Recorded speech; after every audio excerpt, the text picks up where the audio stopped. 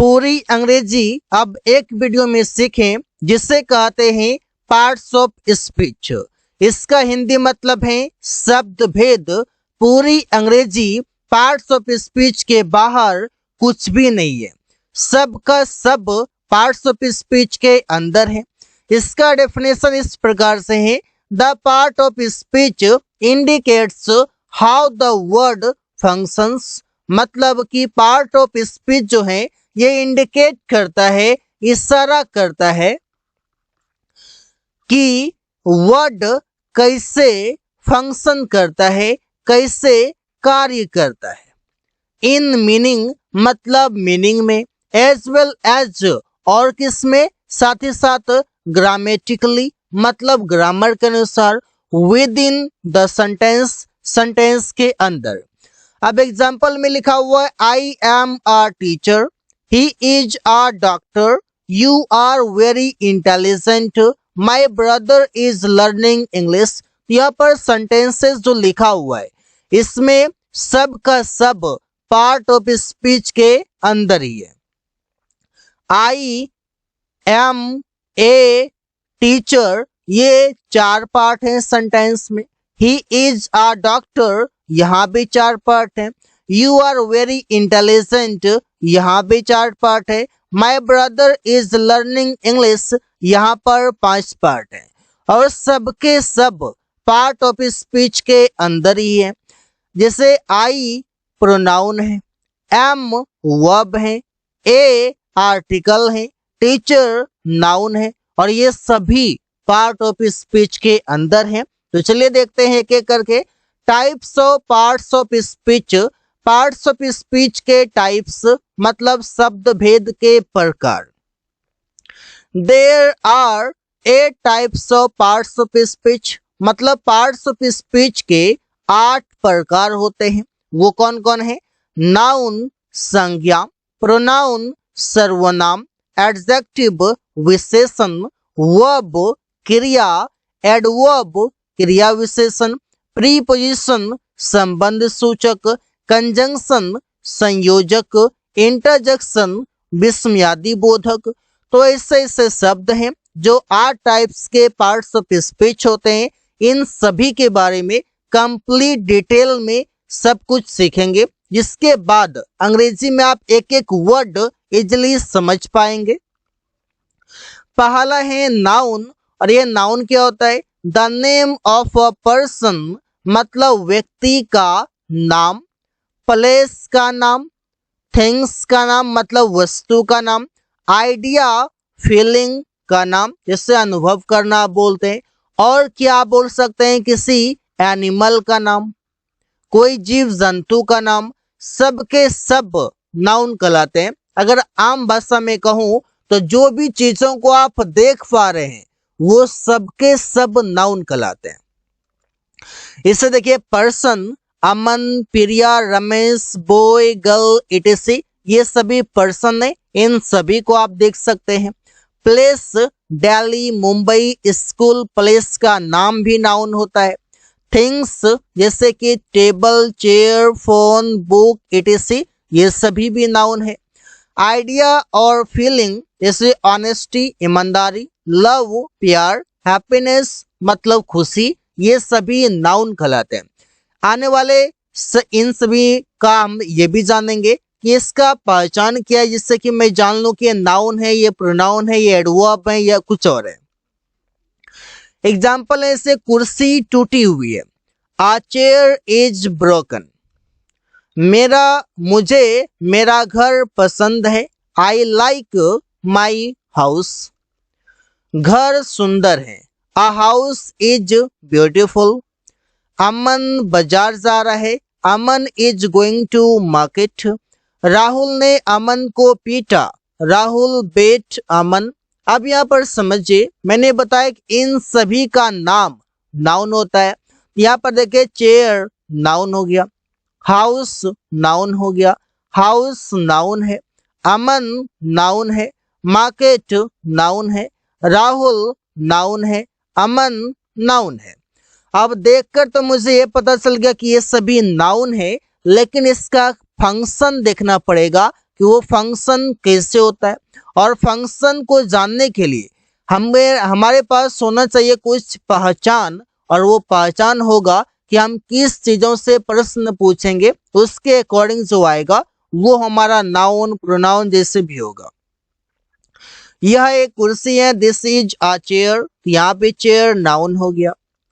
इससे देखिए पहचान है कि जिस वर्ड के लास्ट में ness, ship, CY, TY, ISM, TION, SION, ment, ence, IC, hood, tude, TH, ये सभी आ जाए। 15 आपके पास पहचान है, और 15 पहचान से आप 90% नाउन को आप एक झटके में बता सकेंगे कि ये नाउन है। और दूसरा जो 10% बचेगा, अगर उसे आप नहीं पहचान पाएंगे, उसका फंक्शन जैसे होगा उससे आप पहचान लेंगे। अब आगे हैं प्रोनाउन, और प्रोनाउन क्या है? Pronoun is word, pronoun word है दैट इज यूज्ड, जिसका प्रयोग किया जाता है इंस्टीड ऑफ नाउन और नाउन फ्रेज, मतलब नाउन फ्रेज या फिर नाउन के स्थान पर प्रयोग करते हैं, उसे प्रोनाउन कहते हैं। जैसे प्रोनाउन कौन कौन है? He, she, it, I, we, you, they, etc, ये सभी प्रोनाउन कहलाते हैं जो नाउन के स्थान पर आते हैं, नाउन को संबोधित करने के लिए आते हैं। जैसे आई, वी ये फर्स्ट पर्सन होता है, यू सेकंड पर्सन होता है, he, she, it, they and noun जो है ये थर्ड पर्सन होता है। नाउन के मतलब है यहाँ पर किसी का नाम, जैसे यहाँ पर अमन, ये भी थर्ड पर्सन कहलाता है। तुम अंग्रेजी बोल रहे हो, यू आर स्पीकिंग इंग्लिश, तो यहाँ पर यू जो लिखा हुआ है ये प्रोनाउन है। प्रिया गीत गा रही है, Priya is singing a song, यहाँ पर प्रिया नाउन है, लेकिन इसके जगह पर अगर मैं बताऊं कि इसका प्रोनाउन क्या होगा, तो प्रोनाउन प्रिया के जगह पर सी आ जाएगा। जितने भी ये ही, she, it, I, we, you, दे कहलाते हैं, ये सभी किसी नाउन के ही जगह पर आते हैं। राहुल एक लड़का है, राहुल इज अ बॉय, तो यहाँ पर राहुल तो नाउन है, लेकिन मैं बताऊं कि वो एक लड़का है, ही इज अ बॉय, तो राहुल की जगह पर ही आ गया। मैं बता ही दूं कि ही का प्रयोग किया जाता है किसी नाउन के लिए, जैसे मैंने यहाँ पर ले लिया अमन, अमन के जगह पर कोई लड़का लड़की कुछ भी आ सकता है, सॉरी लड़का आ सकता है। सी के लिए कोई लड़की आ सकती है, जैसे मैंने यहाँ पर ले लिया प्रिया, ये प्रिया लड़की है तो इसके लिए सी आ जाएगा। इट कोई वस्तु के लिए आएगा, थिंग के लिए आएगा, जैसे मैंने यहाँ पर ले लिया चेयर, ये चेयर के लिए आ जाएगा इट। आई जो है ये किसी first person, you second person, और ये दे ये भी हैं, ये हैं थर्ड पर्सन। अब ये दे किसी प्लुरल नाउन के लिए आते हैं, प्लुरल नाउन के लिए आ जाएंगे। यू सेकंड पर्सन के लिए आ जाएंगे, आई और यू जो हैं, और एक है वी, ये जब स्पीकिंग करते हैं तो उस समय इंडिकेट करते हैं कि कौन बोल रहा है, कौन सुन रहा है, फर्स्ट पर्सन और सेकंड पर्सन। अमन अंग्रेजी बोल रहा है, अमन इज स्पीकिंग इंग्लिश, इससे प्रयोग करते हैं। तो प्रोनाउन पर कंप्लीट वीडियो बनाए गए, आप उसे देखें, डिस्क्रिप्शन में लिंक मिल जाएगा। पर्सनल प्रोनाउन इस प्रकार से, जैसे I, we, you, they, he, she, it, जिसका हिंदी मीनिंग भी साथ साथ लिखा गया है। अब ये जो वर्क करते हैं सेंटेंस में सब्जेक्ट के रूप में काम करते हैं, इस वजह से इसे पर्सनल प्रोनाउन कहते हैं। और पर्सनल प्रोनाउन इस वजह से भी कहते हैं कि ये अधिकतर पर्सन के लिए ही प्रयोग किए जाते हैं। अब अगला है 3 नंबर में एडजेक्टिव, और ये एडजेक्टिव क्या होता है? एडजेक्टिव डिस्क्राइब करता है, ये बताता है अबाउट नाउन एंड प्रोनाउन। जैसे कि गुड मतलब आप किसी नाउन के लिए प्रयोग करते हैं, good boy, beautiful girl, tall boy, intelligent person, intelligent people, intelligent Aman, ऐसे बोल सकते हैं। etc ऐसे कई सारे शब्द हैं जो किसी नाउन के बारे में एडिशनल इंफॉर्मेशन दे। एग्जाम्पल्स के लिए देखिए, अमन लंबा लड़का है, Aman is a tall boy, यहाँ पर ये टॉल क्या हो गया? एडजेक्टिव हो गया। क्यों? क्योंकि ये नाउन के बारे में बता रहा है।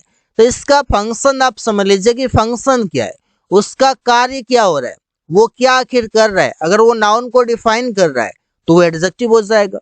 हम लोग तेज लड़के हैं, we are intelligent boys.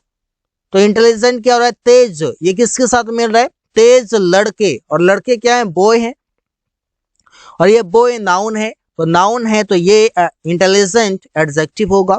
Rahul एक अच्छा लड़का है, Rahul is a good boy. Priya एक सुंदर लड़की है, Priya is a beautiful girl.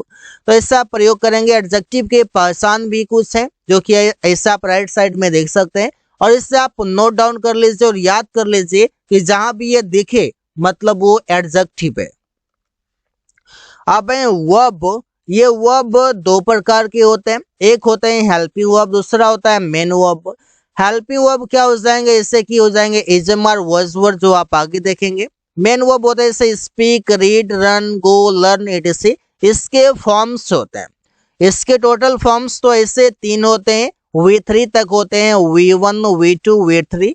लेकिन टोटल अगर मैं बात करूं तो V4 और V5 भी होता है, जो अंग्रेजी बोलने में, अंग्रेजी लिखने में आसानी से समझने के लिए V4 और V5 भी बना दिया गया है। आप देखिए हेल्पिंग वर्ब्स जो हैं वो होते हैं 24, और ये हेल्पिंग वर्ब भी दो प्रकार के होते हैं, एक होता है प्राइमरी हेल्पिंग वर्ब जो 11 होते हैं, दूसरा होता है मॉडल हेल्पिंग वर्ब जो कि 13 होते हैं। 13 और 11 को अगर ऐड किया जाए तो ये 24 हो जाएगा। हेल्पिंग वर्ब देखिए, जो प्राइमरी हेल्पिंग वर्ब है वो 11 हैं। वो इस प्रकार है, प्रेजेंट में is, am, are, do, does, has, have. Past में वाज, वर, डिड, हैड होता है, जो कि टोटल 11 है। अब ये हेल्पिंग वर्ब के यूज जो कि टू बी होते हैं, इज, एम, आर या was, were. I am going to school, मैं स्कूल जा रहा हूँ, वो अंग्रेजी बोल रहा है, ही इज स्पीकिंग इंग्लिश। वे लोग पत्र लिख रहे हैं, they are writing a letter. यहाँ पर जो आर है ये हेल्पिंग वर्ब है, इज हेल्पिंग वर्ब है, एम हेल्पिंग वर्ब है, गोइंग मेन वर्ब है, स्पीकिंग मेन वर्ब है, राइटिंग मेन वर्ब है। ऐसे प्रयोग होते हैं।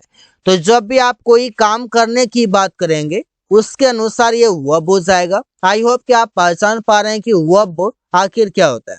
इसके लिए मैंने कंप्लीट वीडियो बनाया हुआ है कि आखिर ये वर्ब कैसे प्रयोग करते हैं, वर्ब क्या होता है, वर्ब काम करता है, चाहे वो वर्ब के फॉर्म्स होते हैं, पास्ट फॉर्म्स होते हैं, टेंस के अनुसार प्रयोग होता है। अगर आप टेंस को कंप्लीट समझ लिए हैं या फिर आप कोई डाउट में है तो आप डिस्क्रिप्शन चेक करिए, वहां पर टेंस के भी वीडियो मिल जाएंगे। Adverb, adverb tells more information. Adverb अधिक जानकारी देता है अबाउट किसके बारे में, वर्ब, एडजेक्टिव, एडवर्ब के बारे में।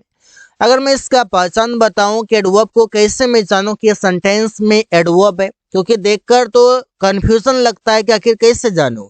तो इसके जानने के लिए हमारे पास है कि आप प्रश्न पूछें इन सभी शब्दों से, जैसे when, how, where, how often, how much.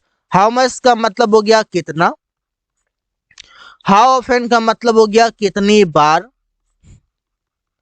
Where का मतलब हो गया कहाँ, हाउ मीन्स हो गया कैसे, व्हेन का मतलब हो गया कब। इन सभी से आप प्रश्न पूछें, जो उत्तर मिलेगा वो एडवर्ब होगा।